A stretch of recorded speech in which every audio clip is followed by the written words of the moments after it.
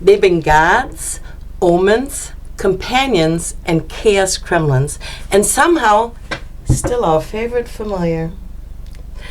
Let's unravel how cats became the keepers of myth and magic. Hi, friends. Hi, friends. Their story begins in Egypt, where cats practically started their own cult. Bastet, the lioness turned domestic cat goddess, guarded homes, fertility, and joy, but she could strike like a storm when provoked. Killing a cat, even by accident, was punishable by death. Across the world, Norse goddess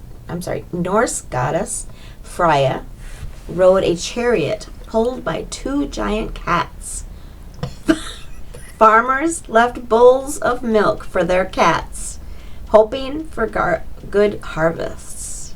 And in Japan, the famous Maneki Neko waves his paw for luck and prosperity, but its cousins, the Bakineko and Nekomata, were shape-shifting spirit cats, said to curse or even raise the dead.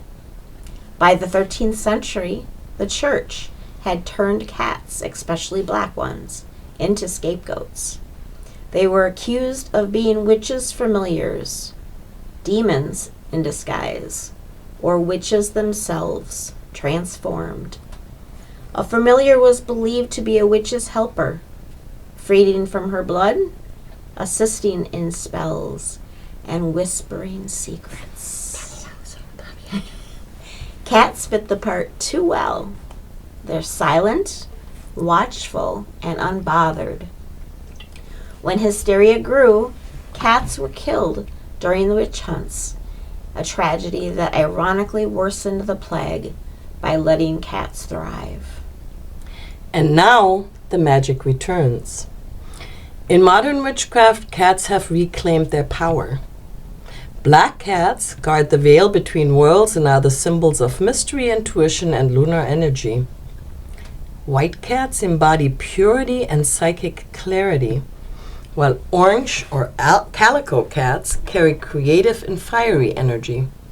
Their eyes, shifting gold, green, and blue, are said to glimpse what we cannot. Cats now serve as protectors of thresholds, both physical and spiritual. Many witches believe a cat sleeping near ritual space absorbs or transforms stray energy. A cat staring into empty space, likely reading the room in ways we can't. Old folk signs still linger, though. A cat washing behind its ears means company's coming. Letting a cat enter a new room first blesses the space. And never chase off a stray that chooses you. That's said to be protection arriving in fur form.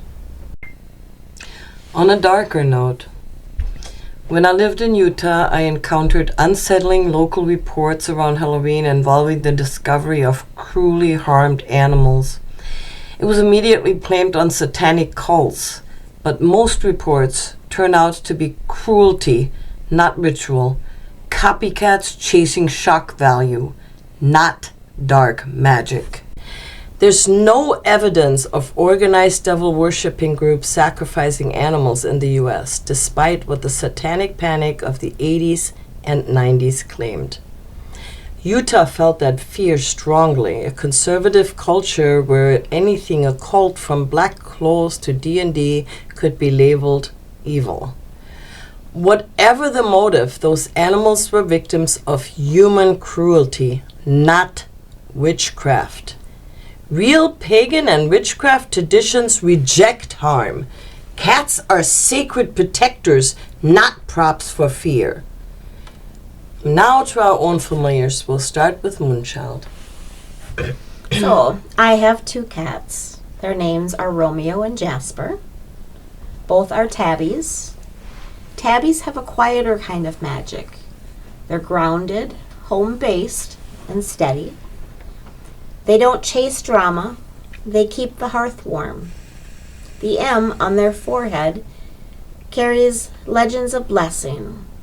In Islamic lore, the Prophet Muhammad thanked his cat Meza by touching its head, leaving the mark. In Christian folklore, Mary stroked a cat beside baby Jesus, leaving the same sign of grace. European stories called it moon or magic, tying tabbies to protection and intuition. In modern witchcraft, tabbies anchor energy.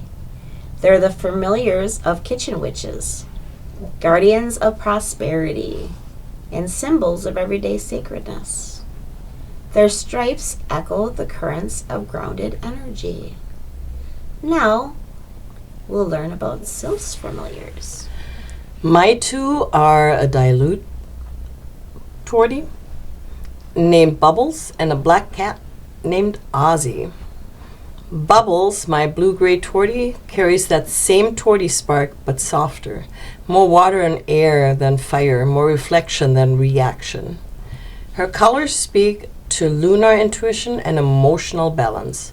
Torties like her are set to teach patience and awareness, grounding energy through gentleness.